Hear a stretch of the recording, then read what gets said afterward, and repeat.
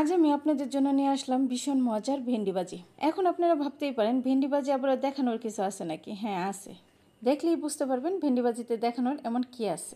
দেখে এই ভেন্ডি ভাজিটা ট্রাই করতে বাধ্য হবেন, বিশ্বাস করেন। তো প্রথমে একটা কড়াইতে দিয়ে দিব তেল, তারপরে দিয়ে দিব পেঁয়াজ কুচি। পেঁয়াজ কুচিটা কিছুক্ষণ ভাজা ভাজা করার পরে তারপরে এখানে দিয়ে দিব চিংড়ি মাছ। একদম দেশি চিংড়িটা নিছি, দেশি চিংড়ি দিয়ে দিব। দিয়ে তারপরে হলুদের গুঁড়া, মরিচের গুঁড়া দিয়ে দিব 2 টেবিল চামচ, আর হলুদের গুঁড়াটা একটু কম দিব, 1 টেবিল চামচ কিংবা হাফ টেবিল চামচ দিব। আমি এখানে হাফ টেবিল চামচ হলুদের গুঁড়া দিছি, আর দিছি স্বাদ মতো লবণ। দিয়ে সুন্দর করে চিংড়ি মাছের সাথে কিছুক্ষণ ভালো করে কষিয়ে নিতে হবে, খুবই ভালো করে কষাতে হবে। আমি একটা খুবই নর্মাল হোটেলে এই রেসিপিটা খেয়েছিলাম, আমার কাছে খুবই ভালো লাগছিল আর খুবই অসাধারণ লাগছিল। কি যে লাগছিল বলে বোঝাতে পারবো না।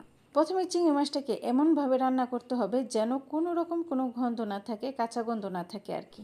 আর এই চিংড়ি মাছটা যখন এইরকমভাবে রান্নাটা করে নেবেন তখন খুবই সুন্দর একটা সুঘ্রাণ ছড়ায়। আর চিংড়ি মাছটা যখন রান্না হয়ে যাবে তখন এখানে দিয়ে দেবো জিরার গুঁড়া দিয়ে আরও কিছুক্ষণ রান্না করে নেব। চিংড়ি মাছটা ভালো করে জিরার গুঁড়াটা মিশিয়ে নেব, মিশিয়ে নিয়ে ভালো করে আরও কিছুক্ষণ রান্না করে নেব। যখন আরও কিছুক্ষণ রান্না করা হয়ে যাবে, দেখতে ঠিক এইরকম দেখা যাবে।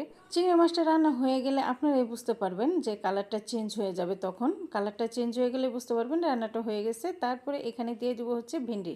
আগে থেকে কুচিয়ে রাখা ভেন্ডি দিয়ে দিলাম এখানে। ভেন্ডিগুলো একদম কচি কচি, মাত্রই উঠায় আনা হয়েছে ছাদ বাগান থেকে, তাই দেখতেও একদম ফ্রেশ লাগতেছে, তাই না?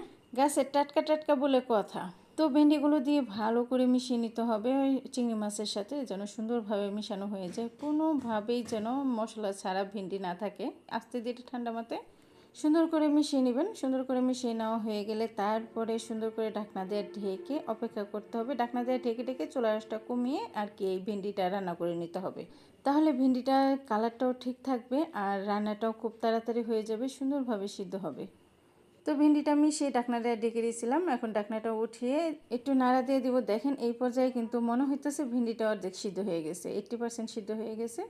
আমি আরেকটু সিদ্ধ করব যেন একদম ভাজা ভাজা হয়।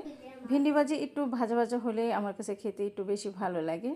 তো আবারও সুন্দর করে একটু নাড়াচাড়া দিয়ে একটু ছড়িয়ে দিতে হবে যেন ভালোভাবে সব সাইড সুন্দরভাবে হয়, একটু ভাজা ভাজা হয়। আর যেরকম শুকনা শুকনা হয়, শুকনা শুকনা হলে কি ভেন্ডি ভাজিটা আমার কাছে খেতে বেশি ভালো লাগে। আর গরম ভাতের সাথে যদি এই ভাজিটা হয় আর কিচ্ছু লাগে না, বিশ্বাস করেন। এইটা হইলে আর কি লাগে, এরকম একটা ভাজি হলে আর কোনো কিছুরই প্রয়োজন হয় না। আমার কাছে তো কোনো কিছু লাগেই না।